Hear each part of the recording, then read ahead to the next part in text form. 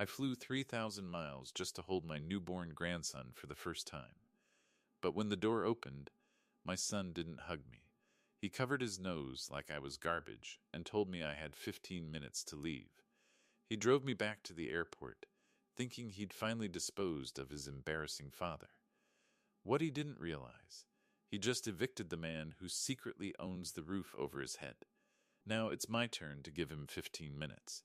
The journey from my quiet, modest home in upstate New York to the sprawling, evergreen suburbs of Seattle had taken 14 hours, 2 connecting flights, and a significant portion of my physical stamina.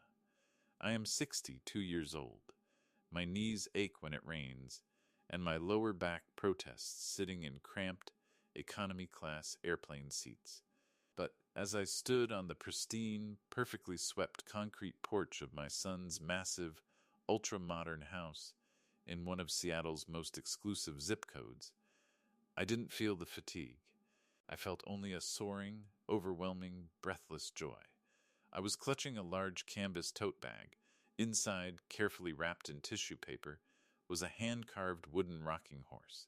It was a labor of love, crafted from fine cherry wood, every curve sanded until it was smooth as silk. It had taken me 3 agonizing months of late nights in my workshop, my arthritic fingers cramping, to finish every single detail perfectly.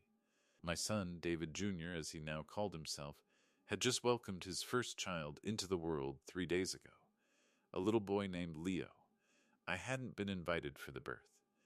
DJ had called me briefly, his voice clipped and hurried, explaining that it was going to be way too chaotic, and that Bianca, his wife, needed her space, and didn't want overwhelming family energy around.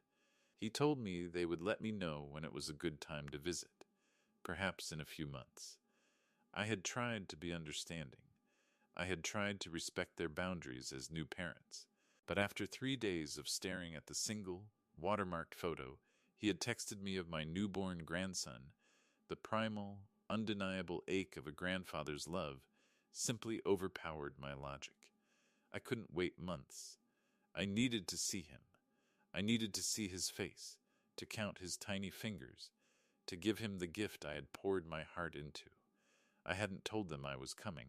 I wanted to surprise them, to show up, help with the heavy lifting, cook a few meals, and be the supportive, invisible backbone every new family needs.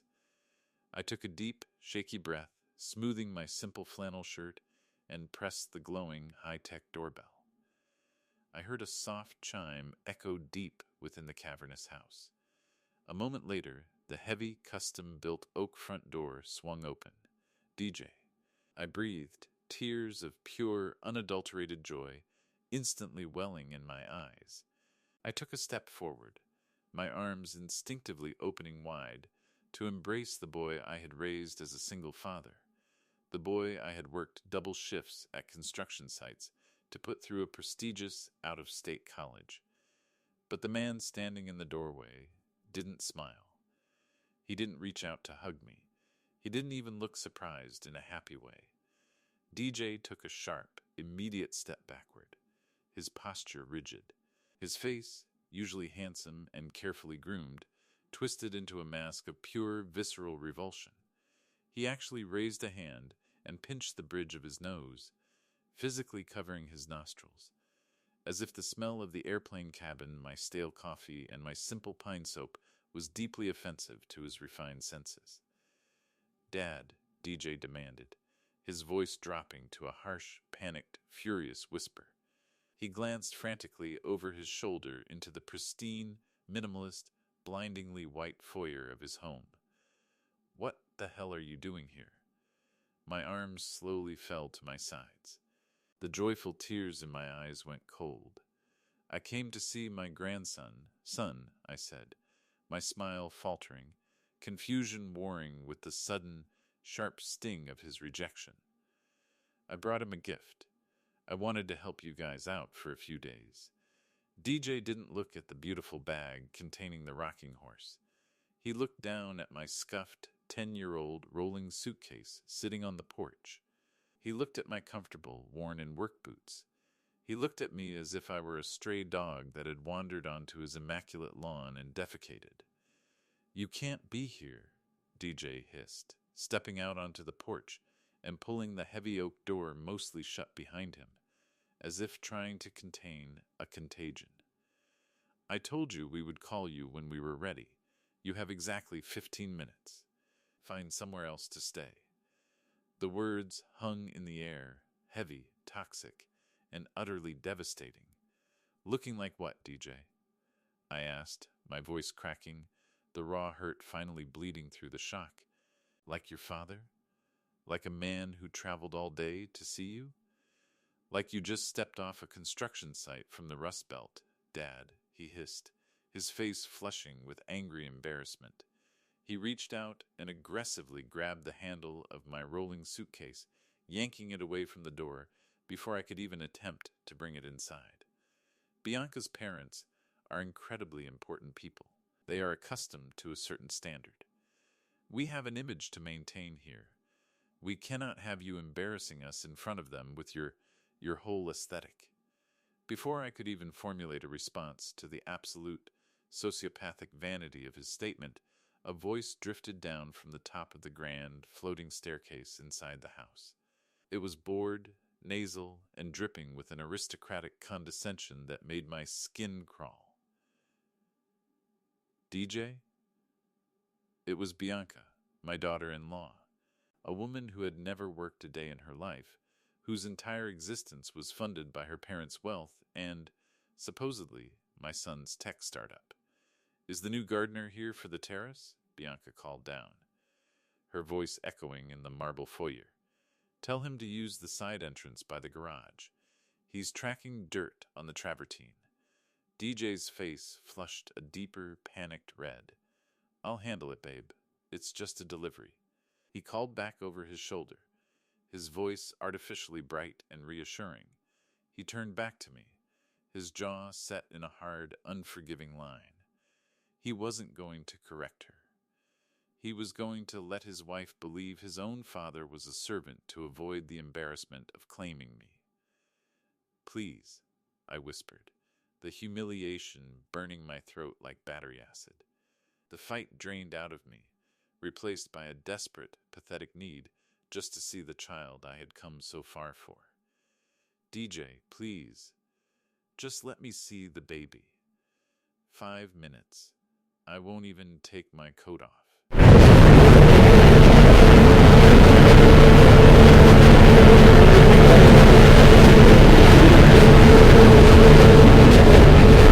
"Let me give him the rocking horse, and I'll leave right after. I'll go to a hotel. I just want to see his face." "No," DJ said, his tone turning razor sharp, entirely devoid of any filial affection or basic human empathy. "He's sleeping. And frankly, you just got off a commercial airplane. You haven't washed your hands. I am absolutely not risking my newborn's health just to satisfy your emotional needs. We are done here. Come on." He didn't let me inside to use the restroom. He didn't offer me a glass of water after a 14-hour journey. He grabbed me firmly by the upper arm, a grip that bordered on physically aggressive, and marched me roughly down the pristine, stamped concrete driveway. He hauled my scuffed suitcase to a sleek, brand-new, top-of-the-line Tesla Model X parked in the driveway, and shoved my bag unceremoniously into the trunk. "Get in," he ordered, opening the passenger door. "Where are we going?" I asked, my entire body numb with a profound, terrifying shock. I felt like I was watching a movie of someone else's life. This couldn't be the boy I had raised. This couldn't be the son I had sacrificed my own youth for. "I'm taking you straight back to the airport," DJ replied, slamming the door behind me and getting into the driver's seat. He started the silent, electric engine. "You can catch a red-eye flight back to New York tonight, or you can find a cheap motel near the runway. I don't care, but you are absolutely not ruining this weekend for Bianca and her family."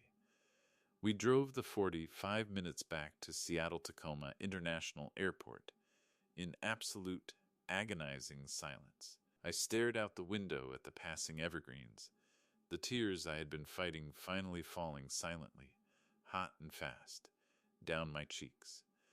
DJ didn't look at me once. He kept his eyes locked on the road, his hands gripping the steering wheel, his jaw clenched in angry annoyance at the inconvenience I had caused his perfect, curated life. When he finally pulled up to the bustling departures curb at the airport, he didn't get out of the car. He didn't offer to help me with my bag. He simply pressed a button on the massive touchscreen dashboard, popping the trunk remotely. "Send me the bill for the motel tonight," DJ muttered, refusing to make eye contact as he reached into his designer wallet. He pulled out a crisp $50 bill and tossed it casually onto the leather passenger seat next to me, a gesture of profound, insulting dismissal. "I'll cover it. Just don't call Bianca. Don't post anything on Facebook. I'll call you next month when things settle down." I looked at the $50 bill resting on the pristine leather. I didn't touch it. Hashtag 3. The secret benefactor. I didn't touch the money. I unbuckled my seatbelt, opened the door, and stepped out into the chaotic, noisy reality of the airport curb. I walked to the back of the car, hauled my own scuffed suitcase out of the trunk, and slammed the heavy trunk lid shut with a resounding thud. I didn't say goodbye. I didn't look back. I walked toward the terminal doors, feeling the cold Seattle air on my tear-stained face. Behind me, the Tesla silently, smoothly accelerated away, merging into traffic, eager to return to the ivory tower of its fake, pathetic existence. I found a quiet, empty bench just outside the sliding glass doors of the terminal. I sat down heavily, clutching the canvas tote bag containing the hand-carved rocking horse tightly to my chest. For 10 minutes, I allowed myself to break. I wept. I cried for the loss of the son I thought I had raised. I cried for the grandchild I was not allowed to hold. I cried for the sheer, breathtaking cruelty of a boy who looked at his father and saw only trash to be discarded. But the tears didn't last long. As I sat on that cold metal bench, the profound, agonizing grief slowly began to shift. It crystallized. The hot, messy sorrow froze into a sharp, terrifying, and absolutely brilliant clarity. DJ had looked at my flannel shirt, my worn work boots, and my scuffed suitcase, and he had seen a poor, embarrassing, working-class old man who threatened his fragile illusion of wealth. In his desperate, pathetic obsession with maintaining his status in front of his wealthy in-laws, he had conveniently, entirely forgotten exactly whose money he was spending to play pretend. He had forgotten the paperwork he had signed 5 years ago. I didn't walk into the terminal to book a flight back to New York. I reached into my pocket, pulled out my smartphone, and opened a luxury ride hailing app. I bypassed the standard cars and ordered a premium black SUV service. While I waited for the car, I opened Instagram. I scrolled through Bianca's public profile. It was a sickening, endless feed of performative wealth. Photos of DJ posing proudly in front of the massive Seattle house. Photos of Bianca holding designer handbags inside the Tesla.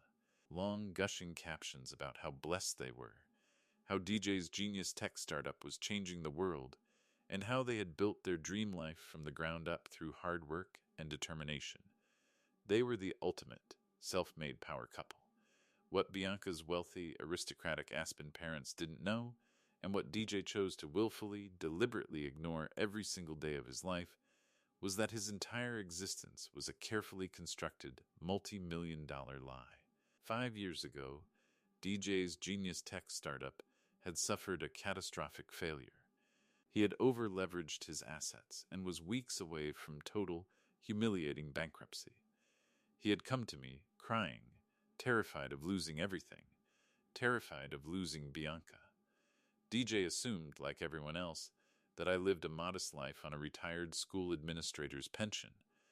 He didn't know that I had spent years quietly investing the proceeds from my late wife's estate and a series of successful commercial property flips. I lived modestly because I valued peace, not because I lacked funds. To save my son, I had quietly established a blind trust through a discreet law firm. I used the trust to inject a massive $4 million venture capital seed loan into his failing startup. DJ firmly believed he had secured funding from a faceless, silent, European angel investor. He had absolutely no idea that the investor who demanded quarterly reports was the father he had just kicked out of his driveway. But more importantly, was the house. When they wanted that $2 million modern masterpiece, their credit was garbage. No bank would touch them. So, I bought it. I paid cash.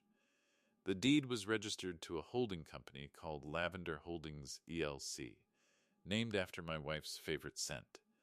I had my lawyers draft a subsidized lease agreement, allowing DJ to maintain the illusion of home ownership to his wife and her family. He thought he was dealing with a generous, hands-off corporate landlord. He was dealing with his father. The black SUV pulled up to the curb.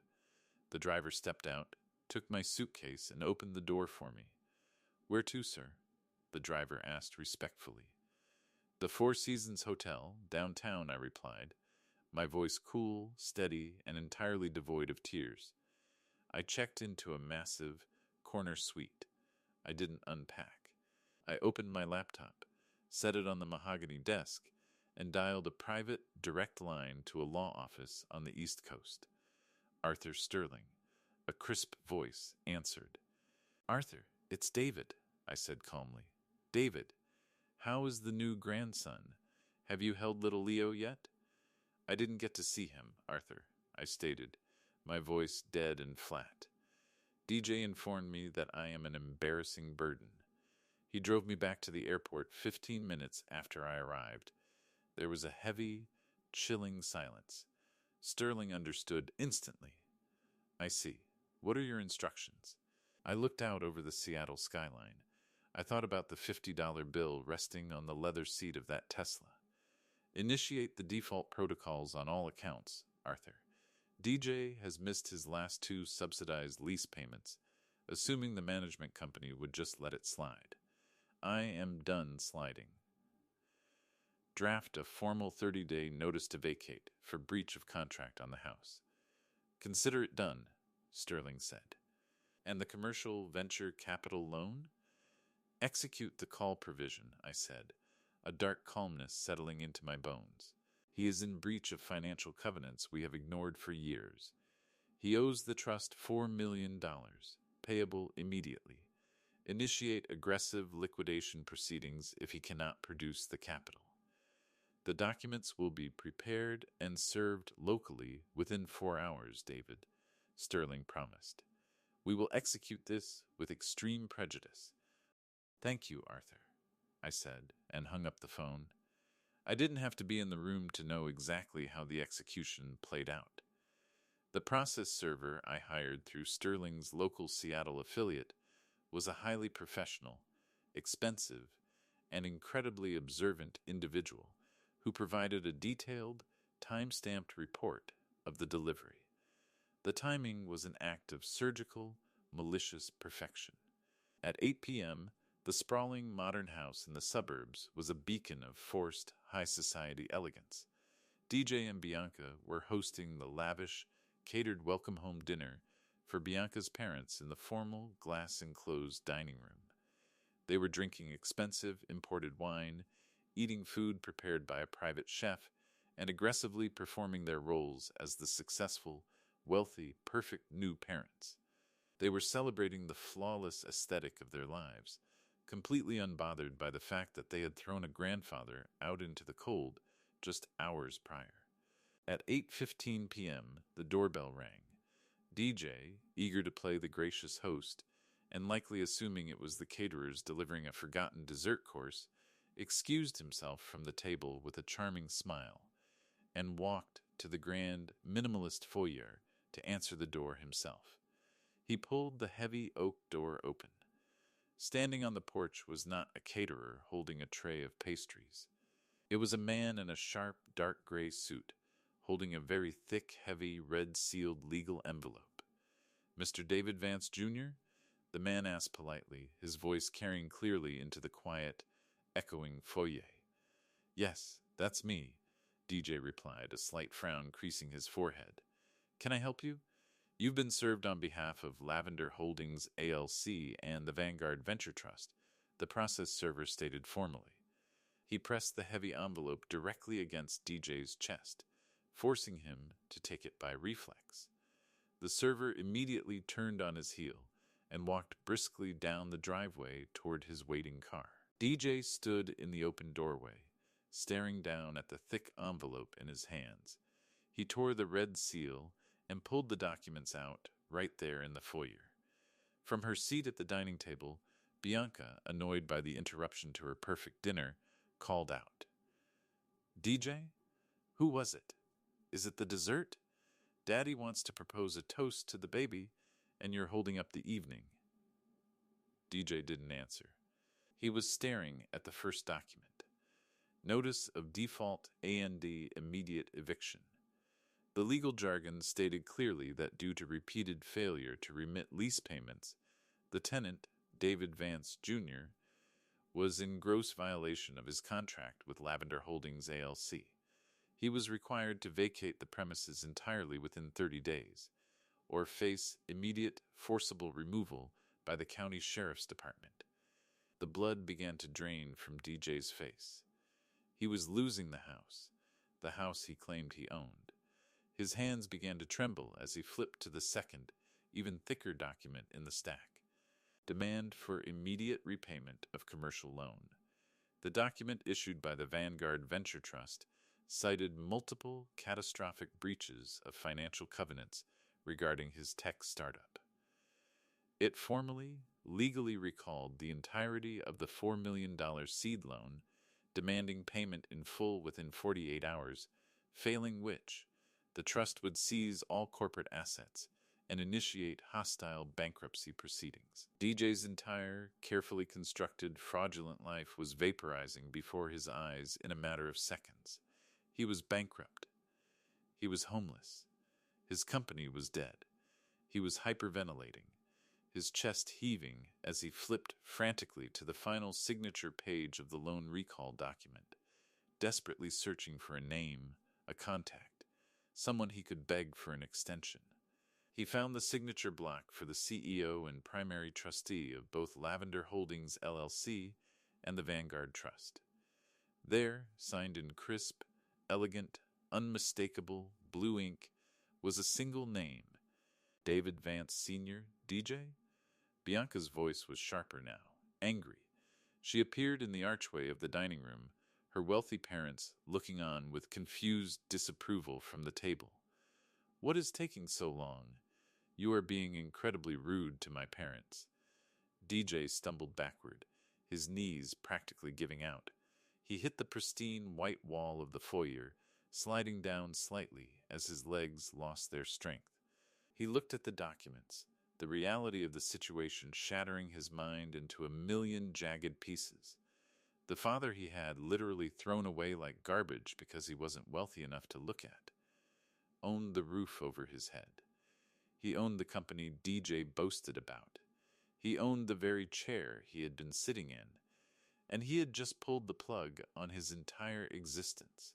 At 8:30 p.m., as I sat on the plush sofa of my luxury hotel suite overlooking the glittering, dark expanse of the Puget Sound, my cell phone began to vibrate violently on the glass coffee table. I looked at the screen. Incoming call, DJ. I let it ring 3 times, savoring the absolute, poetic justice of his desperation, before I finally reached out and tapped the green button, placing the phone on speaker. "Hello, DJ," I said, my voice a perfect, serene pool of tranquility. "Dad?" The voice that exploded from the speaker was entirely unrecognizable. It wasn't the arrogant, aggressive bully who had shoved my suitcase into the trunk of a Tesla. It was a high-pitched, ragged, hysterical gasp.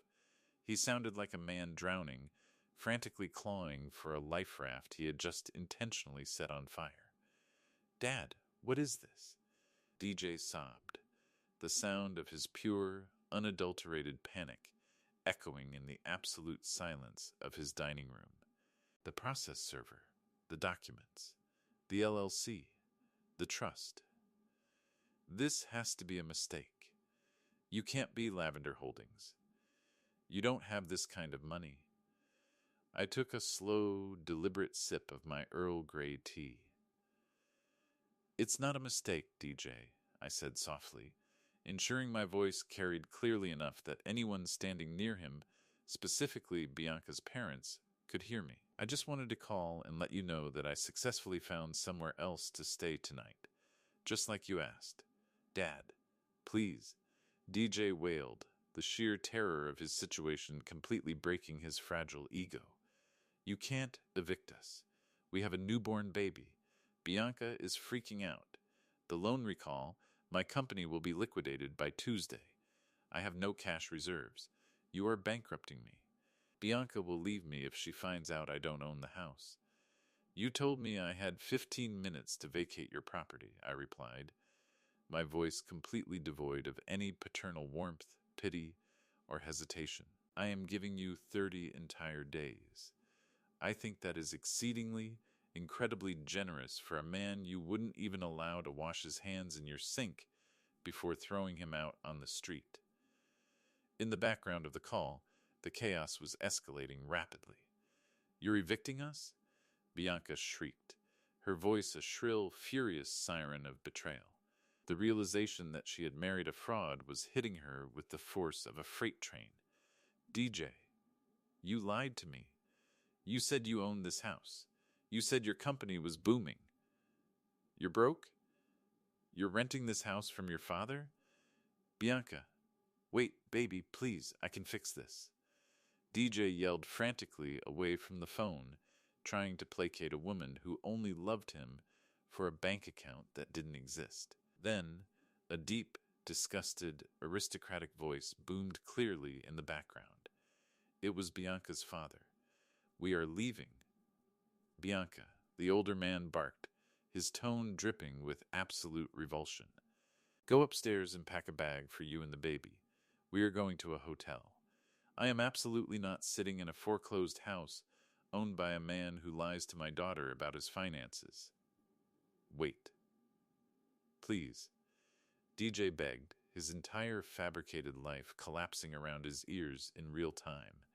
He brought the phone back to his mouth, sobbing hysterically. "You're destroying my family, Dad." DJ cried, a desperate, pathetic attempt to use guilt as a weapon one final time. "You are ruining my life over a misunderstanding." "No, DJ," I said quietly, the final fraying thread of my obligation to him snapping permanently, leaving me completely free. "I'm not destroying your family. I am simply taking back my investments. You made it very, very clear this afternoon that I am not your family.